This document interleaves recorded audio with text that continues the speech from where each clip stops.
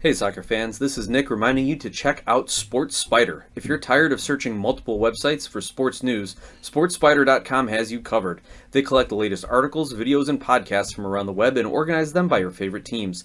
If you want to stay as updated as possible on the Chicago Fire or any other team, hit the link in the description to check out SportsSpider.com.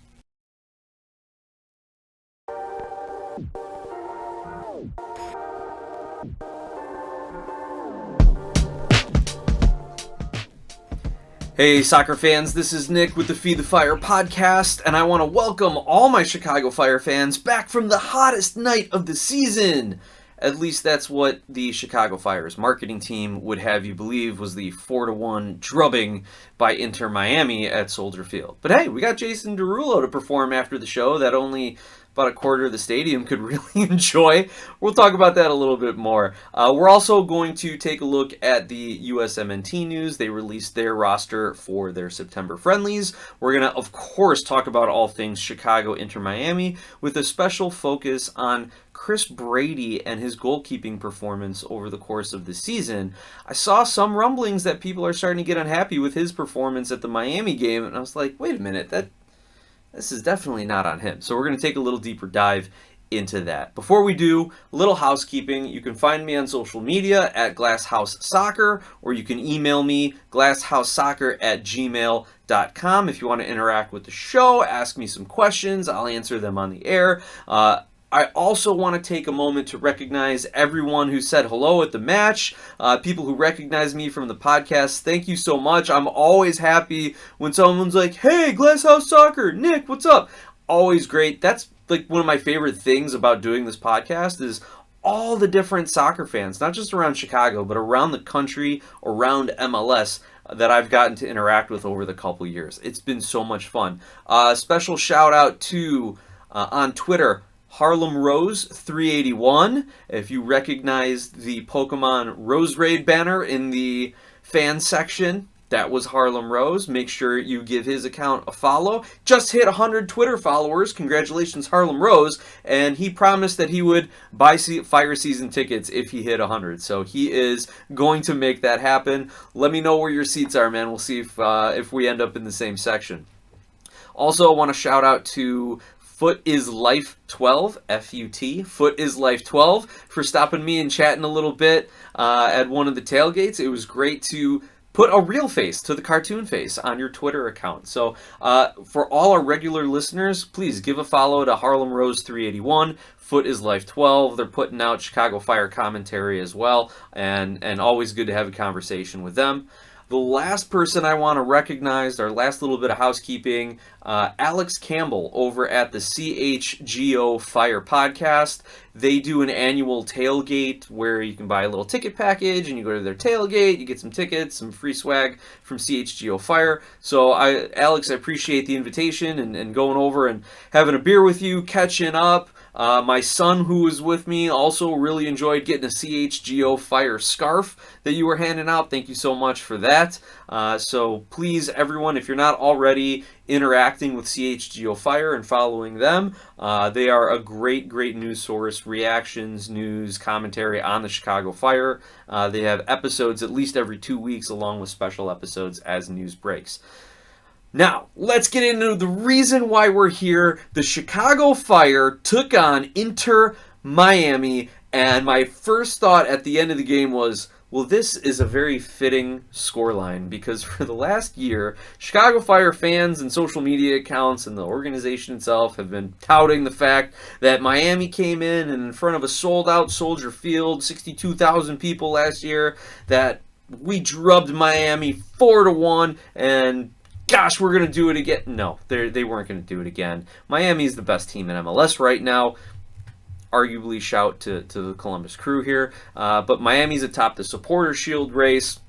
They have been winning games handily even without Leo Messi. And yeah, there was some speculation that maybe Messi would make the trip out and get like a token 10-15 minutes at the end of the match just to satisfy Chicago Fire fans that Messi's actually playing here in Chicago. And kind of sidebar conspiracy theory here. I saw something on Reddit where people are saying nobody likes Chicago from the league office because Beckham never played in Chicago during his career here, and I think only played the Fire once. And now Messi has missed 2 games here, and maybe had a token appearance in that Argentina friendly. Forget if he got on the field for that one. That was at Soldier Field. So the conspiracy theorists are out there that Messi is not playing here. The superstars aren't coming to Chicago.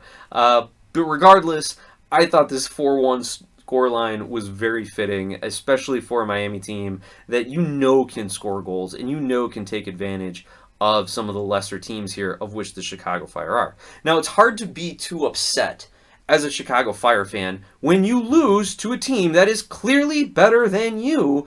The problem is the Chicago Fire did it in a poor way that does not instill any sort of confidence. This wasn't like an even game and Miami just came out ahead at the end of it. No. Now the Fire looked good for about 15 minutes, right up until that first goal was scored, right up until that Salquist own goal, and we're going to talk about that too. But the point is this team is simply not good enough to be competing with Miami, Columbus, Cincinnati, and despite the draw, they're over the course of a season, they don't look good enough to keep on pace with New York City either, your top teams in the Eastern Conference.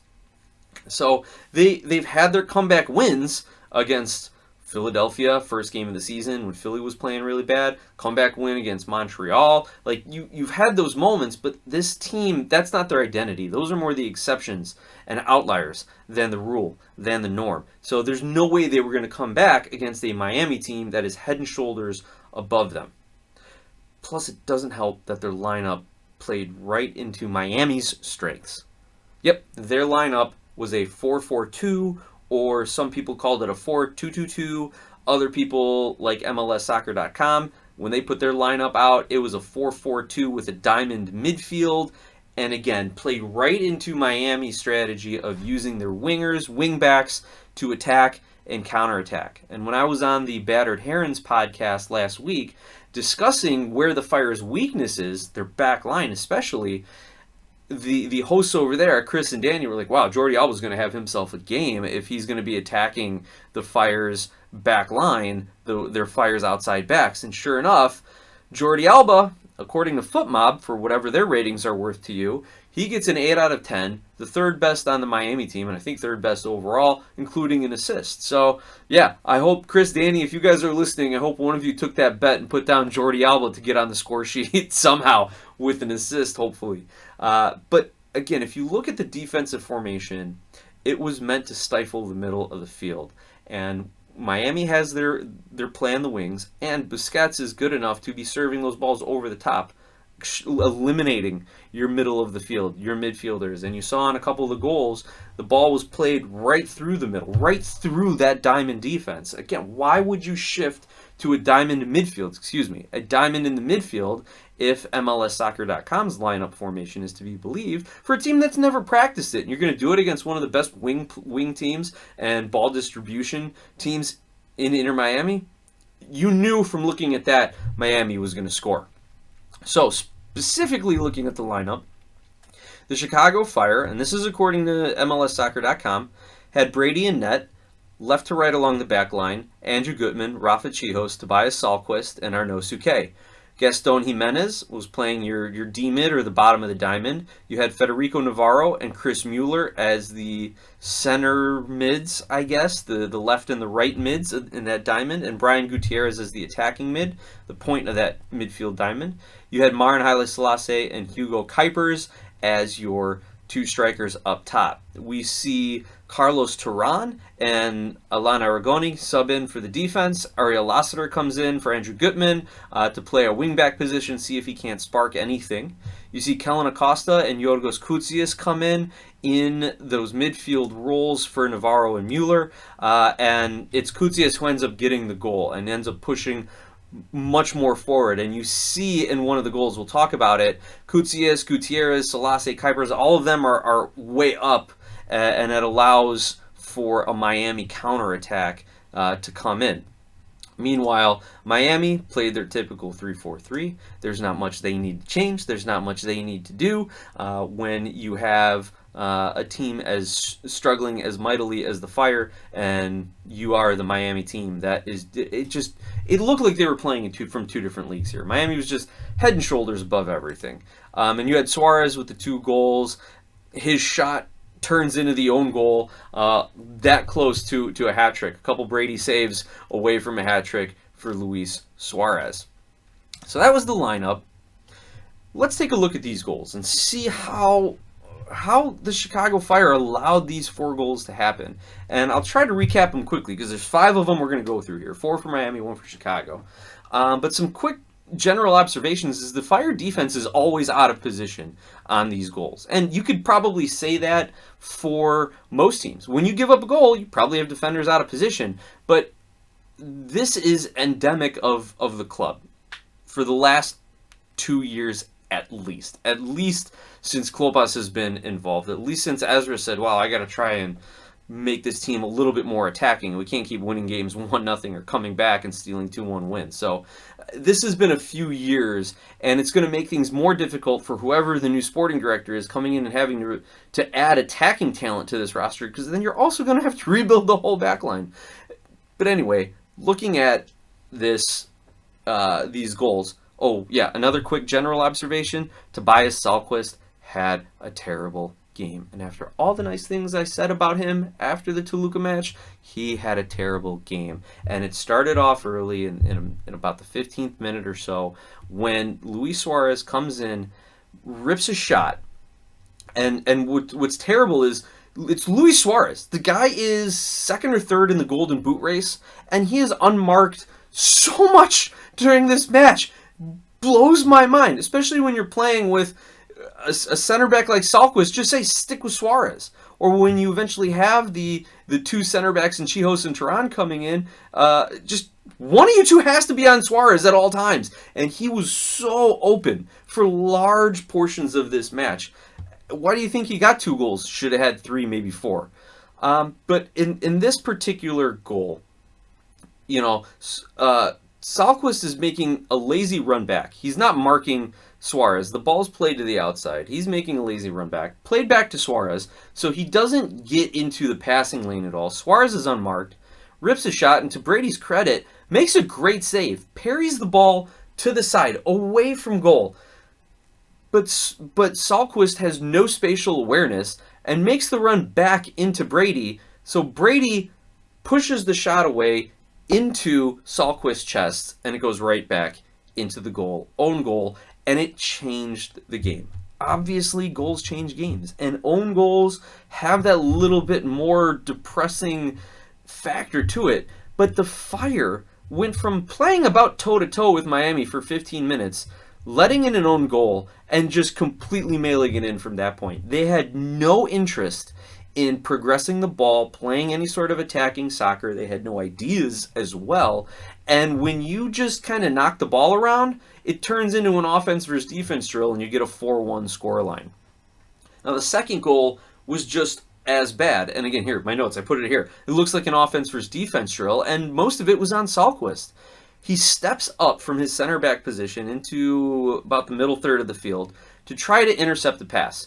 And it was a good defensive play to step up and intercept it. However, he completely hashes his first touch, can't control it. The ball goes right, 7-8 yards away from him to Gomez of Miami, who just puts a one-time pass into the space that Salquist vacated for Suarez to run onto.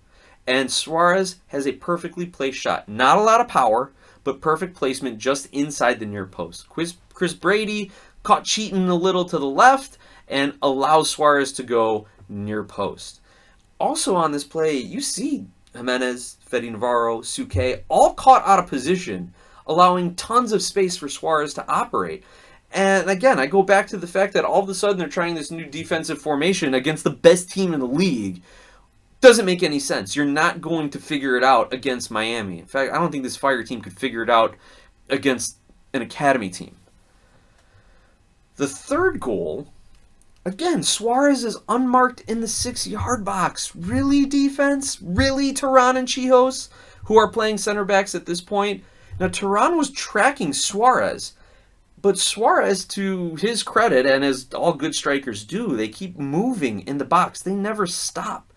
Turan tracks Suarez's run, gets to a little inside the 6-yard box, and is caught ball watching. At that point, Suarez just drifts to the top of the 6, gets the pass, taps it in. Nothing Chris Brady can do. Chihos is too slow to get back and see that Turan has lost in mark, can't help, and it's now 3-0. We got to give credit now to Yorgos Koutsias and Kellen Acosta, who come in and actually tried for a little bit, despite Acosta being pretty underwhelming this year, considering how highly touted he was when we signed him. But for Koutsias, I was wondering earlier in the season, and I talked about it on an episode, what kind of striker is he going to be?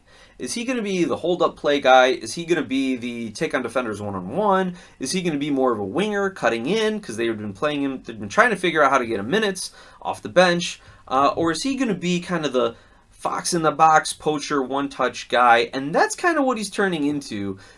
His 3 goals all come off of great runs, cutting in front of a defender or making that run behind the defender, and the defender doesn't see him. So he's starting to become that slashing, running, poking in, opportunistic striker. And that could be a very good compliment to Hugo Kuipers. And I really think after this match, we need to see Koutsias starting games with Kuipers and seeing what he can do for 60, 70 minutes, because Marin Haile Selassie has fallen off. He is not doing well in the second striker role. He has lost any sort of camaraderie and cohesiveness and gelling that he's had with the rest of the team. Last year it was him and Suke, and now they're either not on the right page, or not even on the right side of the field together a lot of the time. So the Selassie Kuipers dual striker thing, not working. Let's see Koutsias and Kuipers up top together for 60, 70, 80, maybe a whole game, depending on how the subs need to be brought in. But we are starting to see Koutsias develop a little bit of a rapport. Acosta gets the assist on this one. Gutierrez fed him 2 assists in 2 games during Leagues Cup. So hopefully that's something that this club can build on moving forward. Now the 4th Miami goal, several defensive breakdowns. Gutierrez and Jimenez fail to track back. And I know it's the 90 plus 3 minute mark here in the match. They're pushing for a goal. But the ball is turned over, and Ruiz for Miami is just standing behind Guti and Jimenez, just standing around there while they're caught ball watching.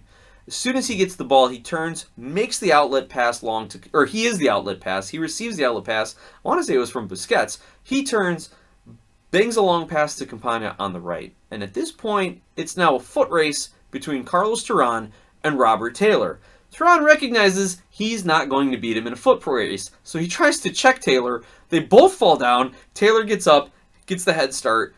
Turan cannot catch him. Chihos also is kind of involved in this play, but he's now trying to mark 2 players and stays in the middle, doing the best he can defensively.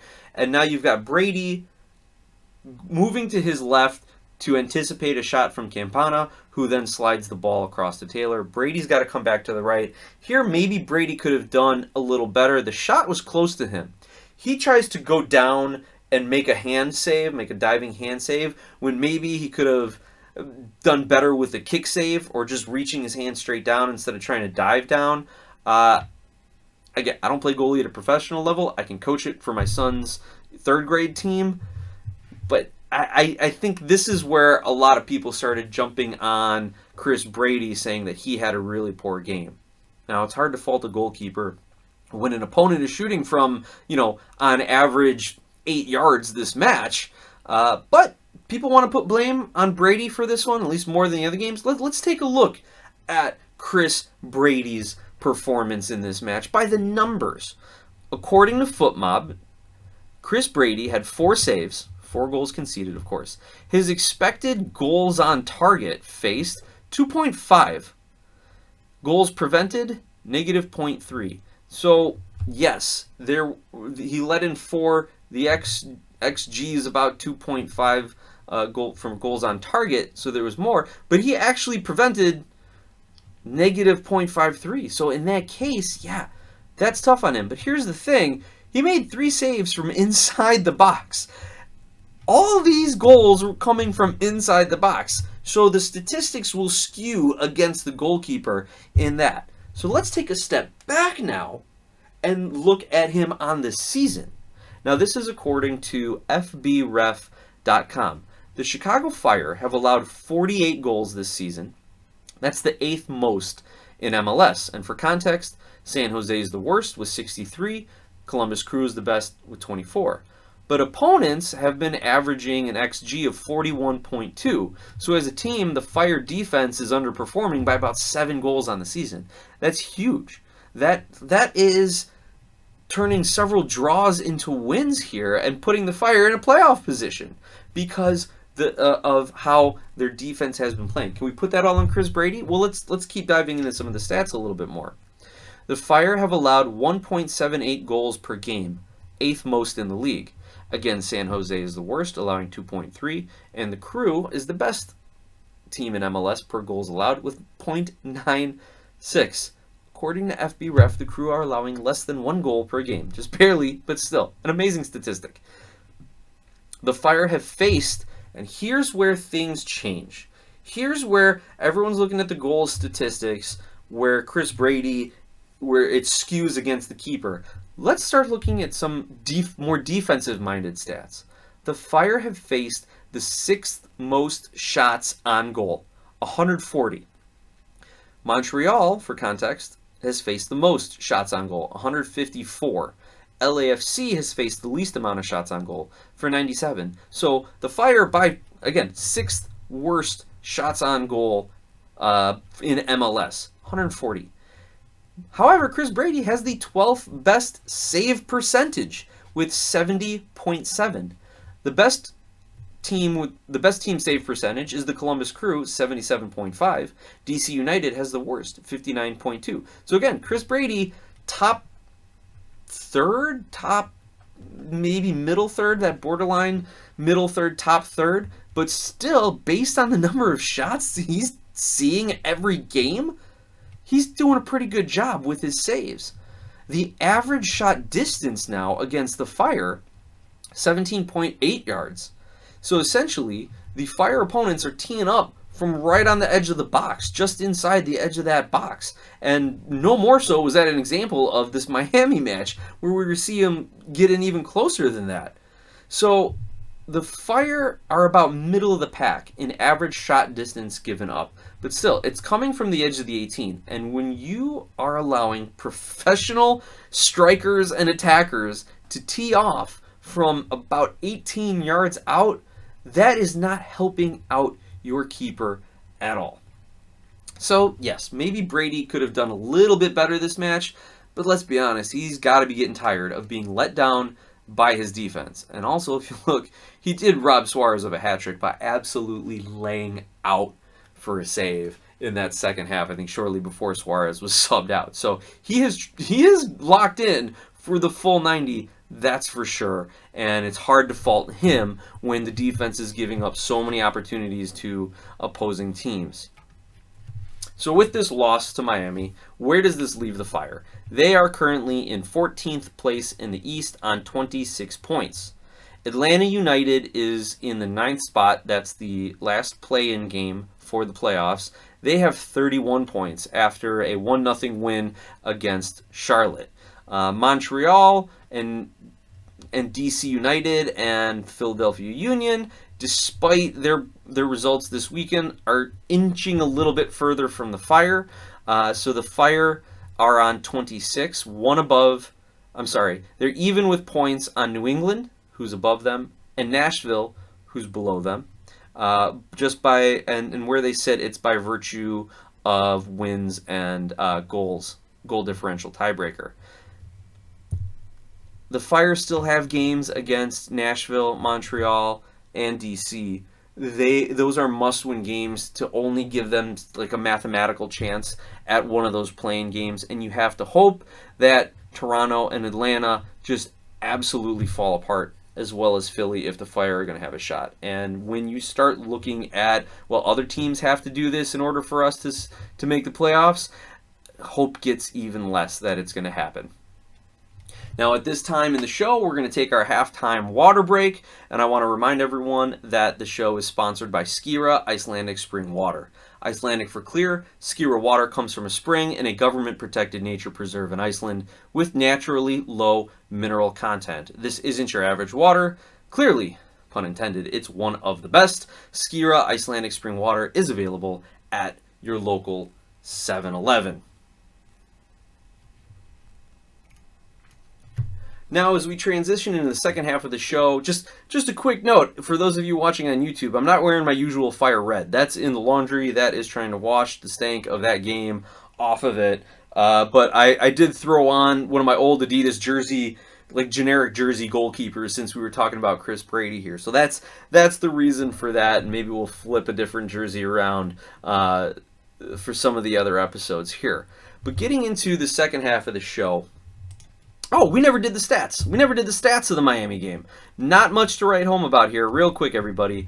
Possession, 50%, 50.3 for the Fire, 49.7 for Miami. And a lot of the Fire's possession, beginning of the match, end of the match. Fire, 15 shots, 4 on goal. Again, only 4 on goal, right? Miami, 8 shots on goal, 17 total. Fire blocked 7 shots, so give a little credit to the defense there. Only 463 total passes with an 83.6 passing accuracy, compared to Miami, who had 496 passes at an 82% passing accuracy. So even though Miami had a little bit more passes and they were a lot more attack-minded, they still had about the same completion percentage as the Fire. And actually, I'm shocked the Fire's completion percentage is this high. Maybe the stats people were saying a lot of those balls pinging off Fire players' legs weren't actual passes and more deflections. It's the only reason I can think of it. Fire ended up taking 7 corners, generating nothing off of those corners. Fire the set piece coach. If we haven't said it enough, fire the set piece coach. If you don't remember, they hired a set piece coach who had been with clubs in England, who'd been around for years, and I looked at his resume and thought, if this guy can't be with a club for more than a couple of seasons, or maybe that's how it is in the set piece coaching world, that you just kind of go in, implement some things, and get out, and you're more of a consultant than anything. But my goodness, get rid of this guy. He's done nothing for the Chicago Fire. You take 7 corners, and you also have, let's see, crosses, 9 crosses. You're getting nothing out of these. So that is a complete waste of a hire. Shoot, I'll come in. I'll be your set piece coach. I can tell you what to do to result in no goals and giving up several. 1 offside, 7 aerial duels, 1 to Miami's 4. So again, you're winning your aerial duels, but you're getting nothing off of your crosses and set pieces. Fire XG, 1.3. Miami XG, 2.7. Brady is credited with 5 saves in this one. Footmob credited them with 4. He's got 1 clearance. Our defense had 1 clearance. 14 fouls for the Fire, 15 for Miami. Yellow cards, 2 for the Fire, 5 for Miami. Suarez got his for time wasting and John with the ref. There was a few more for hard fouls and other similar things. And then, again, the XG here for the Fire, 1.3 expected goals on 15 shots, 4 on target. All right, those are our stats. The other post-game news from that match before we get into the USMNT roster, the Jason Derulo concert. I thought this was, if you want to give my 10,000-foot view of things, great idea, terrible execution.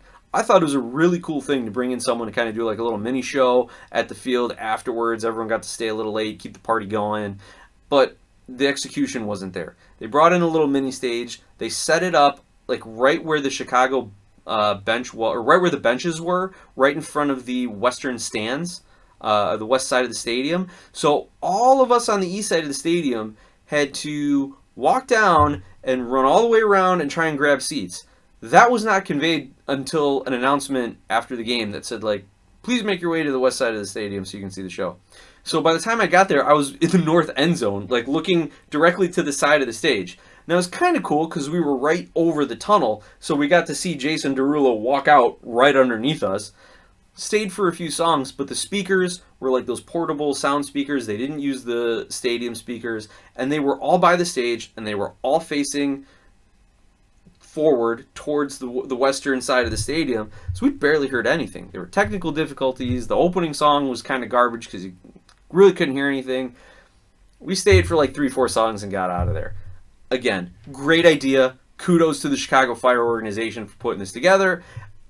It was kind of fun to hear Jason Derulo again, like reliving some of my nights out when I was in law school back, 10, 12, 14 years ago or so, as well as listening to some of his new stuff now, just trying to catch up a little bit. But great idea. Kudos to the club for doing it. I just think the execution was really poor. The other thing, but I will give them credit, fieldside security was really tight. In fact, Ornosuke was there with his family, and the security was like, "Can I see your pass, please?" And a couple of the other players were trying to walk through. They're like, "Hang on a second, who are you with?" So that gave me a little bit of a chuckle. Anyway, let's get back into the final part of the show here. USMNT news. US team announced their roster for this Saturday's friendly against Canada, as well as their other September friendly against New Zealand. First, a little coaching news. Mikey Varas is the interim coach for the September friendlies, as U.S. Soccer is working out the details to sign Mauricio Pochettino to come in and take over as head coach, succeeding Greg Berhalter.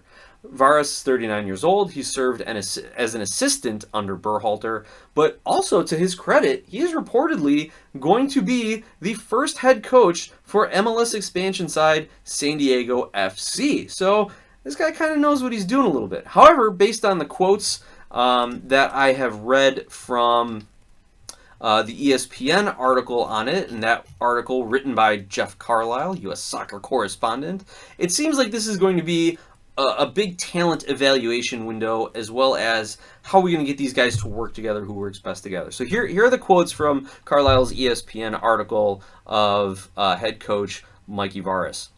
September is always a tricky window. You have players coming off international tournaments and then straight into preseasons, players who are trying to establish themselves in their places at clubs, and you have a lot of movement in the transfer window. So you have to look at the whole picture and what is going to be best long term. So I think if you're looking long term, you're looking towards the World Cup. I think that's what he's getting at there. And you're also looking at what's Pochettino going to want. What is he going to try and scout for?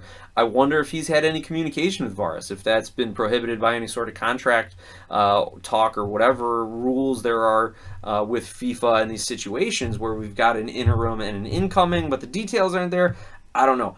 I would hope that in Pochettino's conversations with U.S. Soccer, they've communicated about how he wants to play, and then U.S. Soccer can go communicate that to Varas and say, this is what we're looking for in these September friendlies. We want to identify these kinds of players. So hopefully that has been conveyed down, and we can get a little peek into Pochettino's mindset for what he wants to see for the U.S. The article points out that among uncapped players, those who have not made an appearance for the USMNT, are FC Barcelona 2 goalkeeper Diego Cochin and Standard Liège defender Marlon Fossey. Varas continues his quote, Marlon we haven't seen since 2019. He hasn't been in the group for a long time, but I think he's a great example that even if you haven't been in for a while, what you do with your club matters. We're always watching a really big pool of players. Right now, it's a great opportunity for the entire right back pool. Unfortunately, with Serginho Dest out, who we miss dearly, it's opened up the opportunity for us to test other guys. So, yeah, like they're looking for that second and third back behind Dest. Varas continues talking about Marlon Fossey. He's done a great job with Standard Liège, performing really well. We've been tracking him, and we want to give him an opportunity. Diego, now he's talking about Diego Cochin, FC Barcelona goalkeeper. Diego will see his first time with the senior national team. He's a young player playing for Barcelona B that we see as a high potential player. This is an opportunity for him to come in and not only compete with the senior team, but also get an amazing experience so that we can keep building for our future. And by the way, Standard Liège, Fossey's team, is sitting right now 10th place in the Belgian Pro League on a -1 goal differential. So after 6 matches, -1 goal differential, let's see, 3 goals conceded. So maybe not the worst defensive performance over there. So they will face Canada this Saturday and then New Zealand in the future. And here's the roster. Let me know what you think. Let me know either in the comment section or replying to the social media posts, or email me if you want, and we'll talk about it off air and maybe get some of your comments into the next episode as we get closer to that Canada match. Excuse me. So the keepers, Ethan Horvath, Cardiff City, Diego Cochin, FC Barcelona 2, Patrick Schulte, Columbus Crew, and Matt Turner recently getting a loan spell with Crystal Palace, going from Nottingham Forest to Crystal Palace on loan. So hopefully Turner gets a lot more minutes. Just looking at this pool, to me, I think Matt Turner is still penciled in at number 1 with the possibility of Horvath taking him over if Horvath can have a good season at Cardiff City. But it's all pencil right now, and there's no reason that Schulte couldn't come in and be the starter if he has a great camp and great friendlies, even though he played pretty poorly at the Olympics. Who knows? Who knows? Slonina could come in. He could have a great season at Barnsley, I think. Is it Barnsley? I forget who he's with. It's one of those B teams over in England now. He's on loan from Chelsea there. Or heck, dude, why not give Chris Brady a shout? You know, could be worth seeing how he works with the rest of the senior team. Though I don't know what's going on with Chicago Fire players getting released for international duty. Either they're not getting called up, or the team's not advocating for them, or whatever the case is. I don't know. Getting back to the U.S. roster, the defenders that are being called in for this September camp: Austin Trusty, Celtic; Marlon Fossey, Standard Liège; Christopher Lund, Palermo; Mark McKenzie, Toulouse; Tim Ream, Charlotte. That's right, if you missed that news, Tim Ream departed Fulham, is now with Charlotte; Chris Richards, Crystal Palace; Joe Scally, Borussia Mönchengladbach; and Caleb Wiley, now with Strasbourg, formerly Atlanta United. But as far as senior appearances, it's McKenzie with 13, Tim Ream with 61, Chris Richards with 21, Joe Scally with 11. So those are your senior defenders on this team.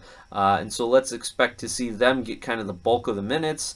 Maybe Tim Ream isn't going to be playing full 90s, but be there mostly kind of help that defensive squad gel a little bit. We'll see. Wouldn't surprise me if he ends up with the captain's armband. And maybe this is kind of a swan song for him, that U.S. Soccer is giving him the opportunity to wear the captain's armband for a couple of games, and as he will not be competing with them, say, in future Gold Cups and World Cups, you know, the real games that matter, just due to his age and that little bit of drop-off he's had on the international level. We've seen that under Berhalter a lot. I think that's probably going to permeate through at least until Pochettino can really start influencing the roster about doing these kind of nice personal interest things for the players. So something to keep an eye on for sure.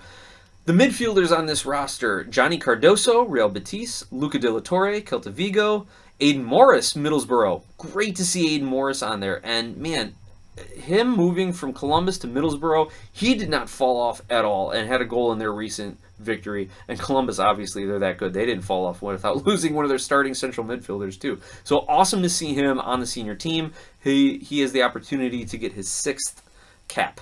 Yunus Musa, also in the squad from AC Milan; Gio Reyna, Borussia Dortmund; Malik Tillman, PSV Eindhoven. And so as far as caps go, your senior guys here, it's Musa with 39 appearances, Reyna with 31 appearances, De La Torre 22, Johnny Cardoso 15, and Malik Tillman 12. And I like Cardoso, I like De La Torre, I like Tillman. These are guys that have the skill set to play at the international level for the United States, but can they take the leap from catching up to the speed, the tactics, the opposition, the physicality of it? Like, all these other little things are how they need to improve. And if they can do that during this window, they're going to position themselves to make that World Cup roster. Even if it is towards the end of the roster, but they could still be there. As far as forwards, the U.S. is calling in Brendan Aronson from Leeds, Florin Balogun, Monaco; Ricardo Pepi, PSV Eindhoven; Christian Pulisic, AC Milan; Josh Sargent, Norwich City; Haji Wright, Coventry City. Here, the most senior player, obviously Christian Pulisic. He's got 71 appearances for the U.S. Brendan Aronson follows with 42, though most of those I think are coming off the bench. Balogun with 15, Pepi with 28, most of his coming against CONCACAF competition. Josh Sargent with 25. So this is a more experienced front line here, and we'll see if Pochettino continues to use the 4-3-3 that Berhalter had implemented, allowing Pulisic to be on the wing, allowing Aronson to be on the wing, allowing, if Tim Weah gets called in to play on the wing, and then have Wright, Sargent, Pepi, Balogun as your central strikers that you can find and play with and hopefully play a nice little through ball in and give him an easy tap in or an easy look on net. So something to keep in mind with the strikers is who's going to be scoring goals. That has been a problem for the United States over the last 6 years under Berhalter's tenure. Who will be scoring the goals? And so many people look to Pulisic, but if he's playing out on the wing, you have to think of him as almost like a point guard, where it's great if your point guard is going to drop 20, 25 points in an NBA game, but if he's dishing 10, 15 assists, you're probably going to win. So if Pulisic is pulling defenders off of him, and if he's able to really bring the rest of his team into the game and work and have some good passing, I think he will be as effective, if not more effective, than if he is scoring 1 or 2 goals, a game. Or if he's scoring 2 goals a game, there's nothing better than that. But if he's going to score a goal or have a couple of assists, I think either way you take it, and that's going to be a good performance for the team. So let's see how Varas puts this team together, what formation he uses, what he's going to be looking at, how he's going to use his subs.